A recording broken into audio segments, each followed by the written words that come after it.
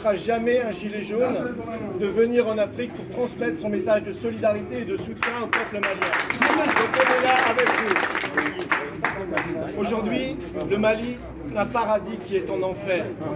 Et nous sommes venus vous dire que nous vous soutenons pour vous apporter justement et vous dire que vous pouvez vous libérer de cet enfer qu'est le colonialisme et l'impérialisme, car Modibo Keïta l'a fait avant vous. C'est vrai. Nous fêtons aujourd'hui les 60 ans du départ des troupes coloniales françaises de la République du Mali. Modibo Keïta le voulait lui-même. Voilà ce qu'il disait lui-même en 1961. Je le cite. Les peuples, je voudrais ne pas terminer sans lancer avec vous, à tous les peuples frères d'Afrique et du monde, un message de fraternité et de paix.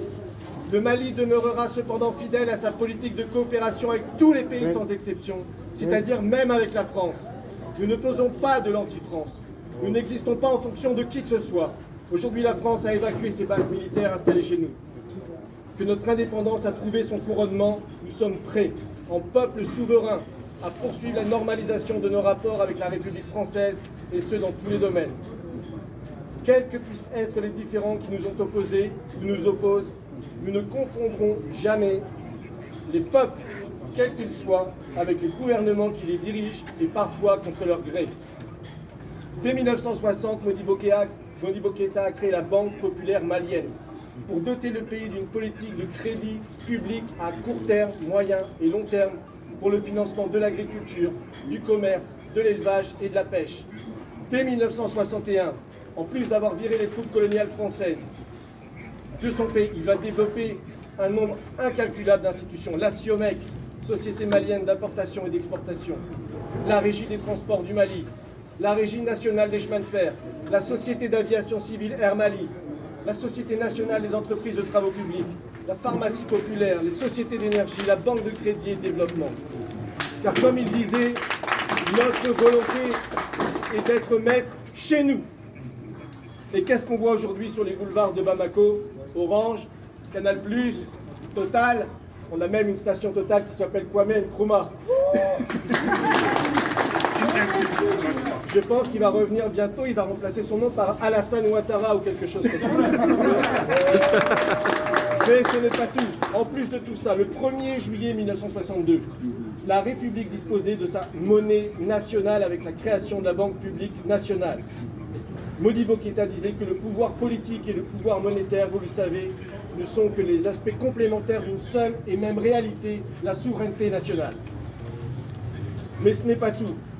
Dans son combat contre les féodalités et les puissances d'argent, il savait que l'éducation, la culture, la santé étaient également des priorités. Rien qu'en 1961, il avait créé 160 nouvelles classes, dont 36 de 6e, 1300 d'alphabétisation, les écoles saisonnières d'agriculture pour former la jeunesse paysanne, le service civique pour développer l'hygiène dans les villages, désherber les ruelles. Et enfin, dans la culture, la création des troupes théâtrales et folkloriques, les orchestres, pour que chaque année les régions puissent partager et se connaître. La liste est longue, je pourrais encore en citer beaucoup, mais je m'arrête là. Que reste-t-il de tout ça? Franchement. Que reste-t-il de tout ça? Que reste-t-il de l'héritage de Modibo Keïta? Rien. Sachez que si nous, on est là aujourd'hui avec vous, c'est qu'en France aussi, on a détruit notre industrie, on a détruit notre agriculture, on a détruit notre système de santé. C'est pour ça que le mouvement des Gilets jaunes s'est levé. C'est pour ça que le mouvement des Gilets jaunes a rejoint les mouvements populaires ici en Afrique. Pour dire stop à la destruction de notre pays, et stop à la destruction des pays à l'étranger, et stop à la politique coloniale.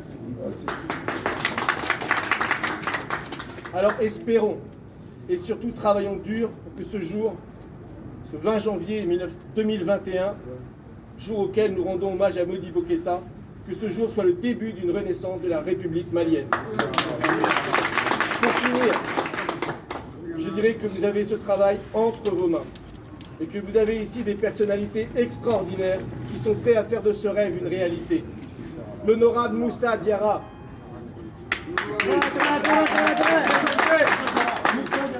qui a préféré son peuple à un poste.